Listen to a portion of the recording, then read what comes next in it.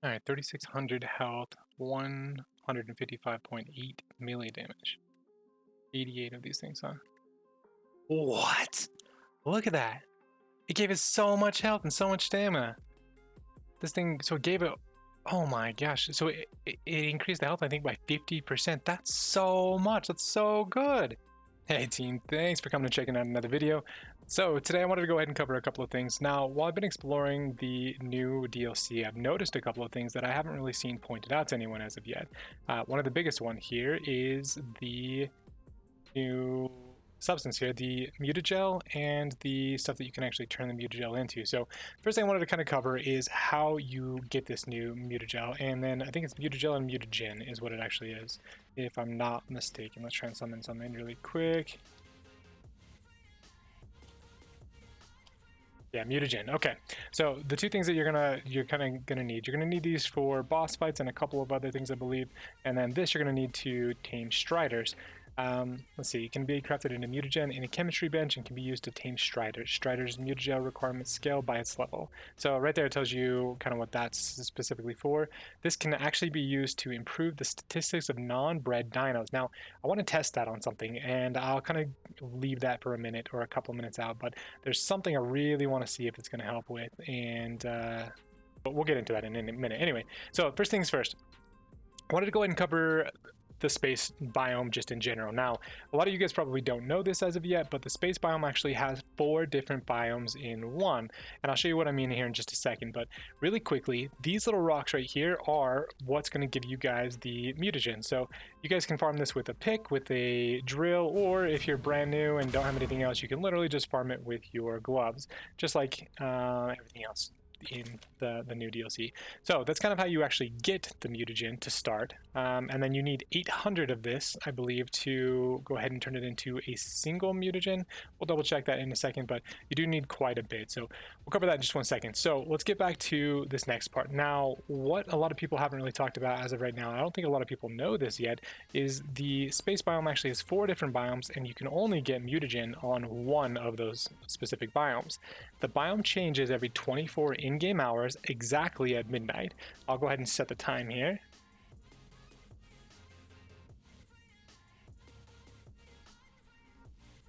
So that's going to go ahead and switch the time up. Now I'm going to speed up time so it goes a little quicker. So we'll speed it up to 5. That's just going to show you exactly at midnight it's switching. Now basically what's happening is we're actually switching from one planet to another according to the actual lore, and in the actual game, or this specifically, what we're doing basically is just switching the biome of space. I haven't noticed that it changes the spawns, but I haven't really looked into it too much, but it definitely changes what's actually out here. I've seen a couple of different ones. You'll get mutagen on one of them, you'll get element crystals basically on another one, you'll get literal crystals or gems, so the green gems, red gems, and blue gems on another one, and then you get element dust on the 4th one. Let's take a look here. I don't know exactly which one's which as of right this second. Looks like this is just okay. This is the gem one, so you can get the green, the red, and the blue gems on this one specifically. Let me go ahead and spawn in one more just so you guys can see what I'm talking about.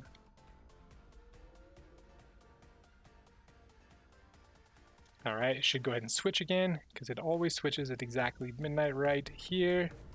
And then the spaceship takes off again. So exactly at midnight switches every single time. Now, like I said, you can only farm mutagen on one of the 4 cycles. There are a total of 4. And again, it goes from mutagen to, in this case, it goes to gems. Then I believe the next one's element, then element dust, and then it resets back to mutagen. You can kind of tell the difference between the different ones just by coming out here and looking to see what the little islands look like. The first island was browner, this one was like a little darker, this one's almost a blackish dark brown. The next one's, I think, the blue one, if I'm not mistaken, and then the last one's like a lighter blue that's flat, and that's the one that has the dust. We might get the two mixed up. Okay, this is the actual element vein one. So these little green rocks are the element vein. You can farm quite a bit of element. All of them have metal, so it doesn't matter what day you come out here. Every single day has metal, which is great. This may actually be mutagen. Is this mutagen? No, this is oil. Okay, and then these are the, I believe, maybe I'm wrong. Don't think so. Maybe you just can't farm with your gloves. I don't know, but this is definitely the, oh, you know what? This is not that day. This might be, maybe there's a 5th day actually, because I think, Yeah, this is going to be a 5th day, so there's actually 5 of them because so there's an oil day it looks like as well because the element day is actually the one with crystals. Let's do it one more time, just so you guys can see what I'm talking about here. Should switch exactly at midnight, just like it did last time. And there we go. So it looks like there's actually 5. So an oil day is actually one of the days that are out here. So there's a total of 5 different biomes in the space biome, basically. Doesn't really change what happens out here, just changes the resources that you can actually harvest. And I believe that it makes it so you can't really build out here because everything gets destroyed when you leave the planet. That one's kind of a guess, but I'll leave that one up to you guys to test. I just want to show you guys one more biome here really quick. It takes an hour and a half to travel between planets. And almost there. Here we go. 3, 2, 1, done. Okay, and here we go. So this is the second to last one, I believe. This one may be... you know what? This one looks like it's going to be the exact same one. So they might be... Okay, this is the weird ball one. I don't know what these do. I don't even know if you can harvest these. Okay, I'm going to kind of retract some of my previous statement. It looks like there are more than 4. There's multiples out here. What can you farm out of this one? Looks like this is an obsidian day, specifically. So it looks like there are 6. We're going to do it one more time. 6, and we'll see what the next one is. And we'll go to slow-mo 10, so it goes a little bit quicker this time.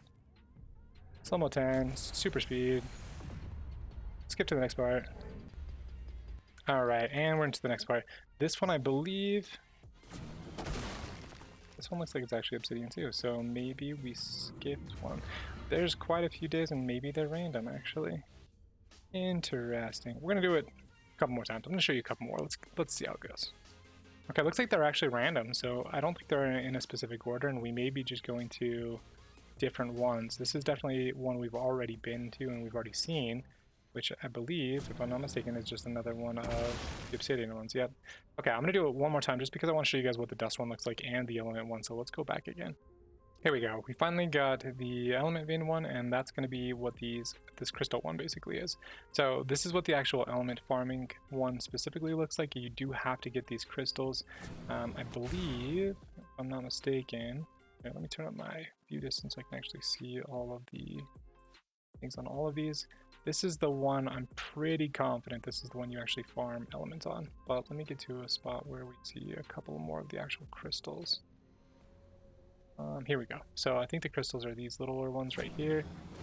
Yep, here we go. So I believe, if I'm not mistaken, if you actually have a drill or a pick, actually let's get a pick so we don't have to worry about gas.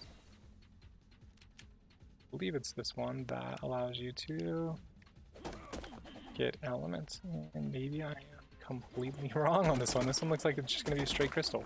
There's definitely one to get element. Maybe these green things were the ones that actually gave crystal. I mean element in the first place. Maybe I was just not clicking on correctly here. No, it doesn't look like it. Alright, give me 2 seconds. I'm going to do another one because I don't see...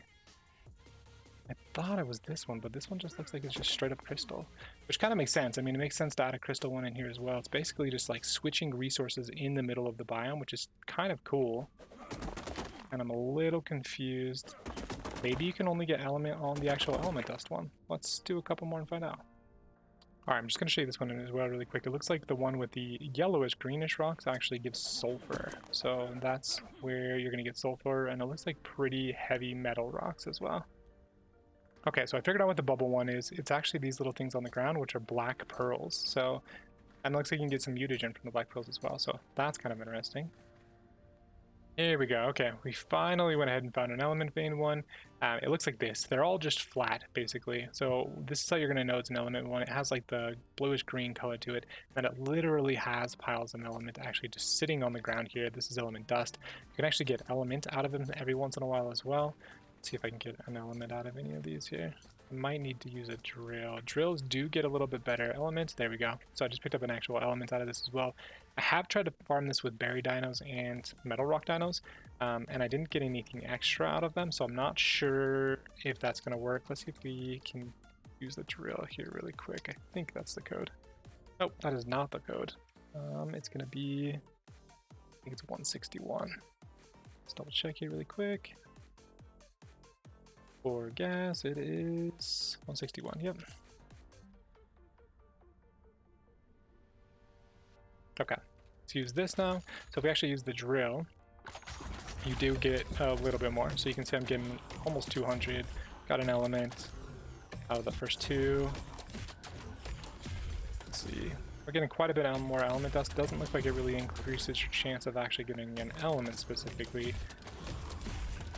You know, the only thing I haven't really tried to... Let's do this last one. Okay, let's try and get it with our gloves. Nope, does not work with your gloves. Okay. So it's definitely something you're going to have to pick up by hand and or with the drill. And it may work with the strider, since the strider does target anything and everything. The harvesting strider, that may be worth something worth testing, and something I would probably give a chance at or give a try if you're really trying to get a bunch of element on here. But this is the only way that I'm aware of as of so far to get element, and that kind of goes over all of the biomes that are possible inside the space biome. So hope that's helpful. Looks like there's quite a few biomes here, and this is where you're going to get probably a large majority of your resources, and there's a ton of metal. There's just an absolute crazy amount of metal here. These are all very high yield nodes. I think they're higher than the normal high yield nodes. They're even a different color, and they take a while to break. So this is going to be a good area for that, and let's go ahead and talk about the rest of the mutagen and the mutagel now. Okay, so I've gone ahead and set up a chem bench here really quick just to show you what this looks like. I've already got 100 mutagen on me, but let's go ahead and throw the mutagel in here. Now I've shown you how to get the mutagel, and it does take 800 mutagel to go ahead and do one mutagen. So let's spawn a little bit of that in here really quick. Okay, so we've got 800 of it. Let's go ahead and just put exactly the 800 in, and see how much mutagen this actually makes. So one of these makes only 6 mutagen. So I believe for the boss it goes something like 6, 12, 24 or something like that.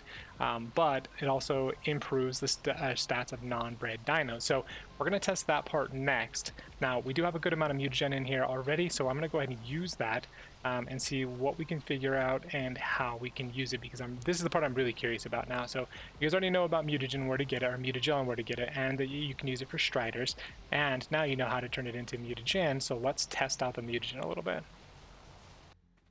Alright guys, so I've gone ahead and summoned a couple of tames rather. These are the ones you cannot actually breed, right? So specifically this goes over and says anything that can, so it can be used to improve the statistics of non-bred dinos. So let's go ahead and put it in the rock column first. So I haven't done this yet, so it says 100 out of 88. So it says you're going to need 88 of them to do so. And then, whoa, what was that? Did it actually work? It did work. What does this do? It increased its health by quite a bit, actually. That's pretty... Can we do it again? Cannot be used. So it looks like we only can use it once, but the health on this thing definitely just went up. And it looks like it didn't change the appearance of it very much, or at all, but it did give it this little light here so we can actually see. Does it show ancestors or anything? It doesn't show anything here.